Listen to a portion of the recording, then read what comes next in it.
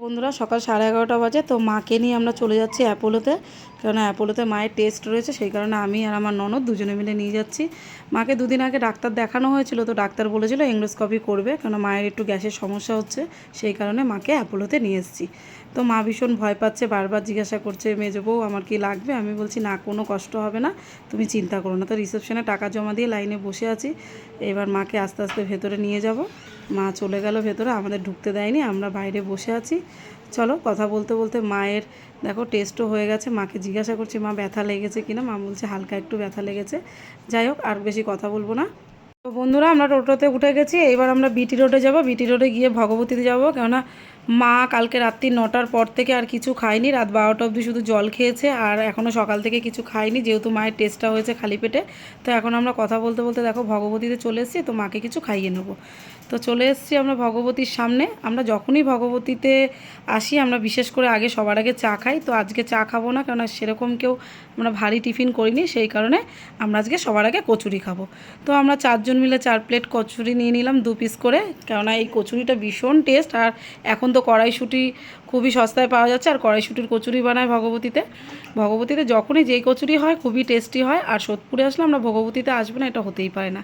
যাই হোক, কথা বলতে বলতে আমি কচুরিটাও একটু খেয়ে তোমাদের বলছি কীরকম লাগছে। তো দারুণই সত্যি কথা বলতে টেস্ট। তাও আমি একবার খাচ্ছি, খেয়ে তোমাদের বলি। আর আমার ননদ দেখো পাশে অনেক কিছু খাচ্ছে, তোমাদের সব কিছুই দেখাবো। তো দেখো কচুরিটা খেয়ে দেখলাম বেশ ভালো টেস্ট। ওই দেখো আমার ননদও কাছে, এদিকে লজ্জা পাচ্ছে, কত কিছু খাবে আসলে, পকেটিয়া পেলে পরে অনেক কিছুই খায়। এই আমি কিন্তু ইয়ার্কি মারলাম, কিছু তোমরা মনে করো না। তো যাই হোক, ননদের কচুরি খাওয়া হয়ে গেছে, এবার ননদ নিয়ে নিয়েছে হচ্ছে দই বড়া। তাই এদিকে আমার শাশুড়ি মাও খাচ্ছেন, উনিও কচুরি খাচ্ছেন।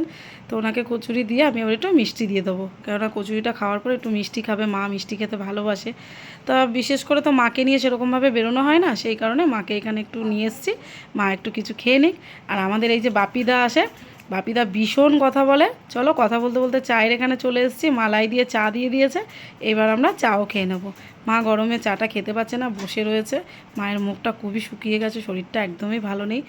যাই হোক, কেমন হয়েছে আমার ননদ দেখো খেয়েই যাচ্ছে, কোনো কথা বলবে না।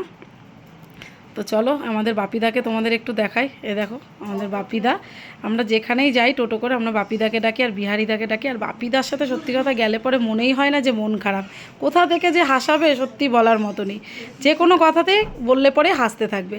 তো যাই হোক, আজকের মতো ভিডিওটা আমি এখানেই শেষ করছি। যদি তোমাদের ভালো লাগে তাহলে পরের ভিডিওটা আবার দেখা হচ্ছে। টাটা, তোমরা সবাই ভালো থেকো।